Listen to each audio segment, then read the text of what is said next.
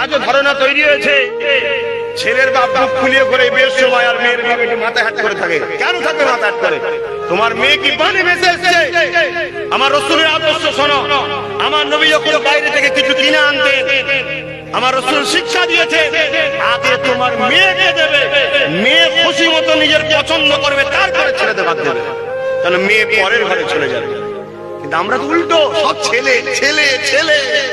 বুড়ো বয়সে ছেলে দেখবে মেয়েই দেখবে। সমাজে মেয়ের অপমান হচ্ছে না, হয়নি?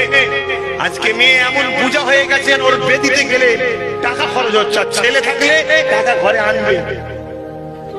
কিন্তু চলে যান আরব কান্ট্রিতে, একটা মেয়ে বিয়ে করতে গেলে কম করে 1 কোটি 1.5 কোটি টাকা দেন মোহর দিতে হবে মেয়েটাকে।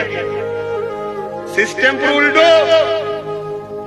আর এখানে উল্টো হয়ে গেছে, মেয়ের বিয়ে হচ্ছে না, যে মোটরসাইকেল না দেয়, গাড়ি না দেয়, ওখানে উল্টো দিয়েছেন আগে টাকা দেয় মেয়েকে, তারপরে বিয়ে হবে। কথা বুঝছেন না, বোঝেন না? এর জন্য কিন্তু আমার মা বোনদের একটু দোষ আছে, খারাপ লাগে না, আমি ছোট করছি না কাউকে। যদি কোনো মা বোন আমার ফাতেমা হুজুরের অনুসরণ করে চলে, সেই মেয়েকে বিয়ে করার জন্য লাইনই দেবে সমাজ।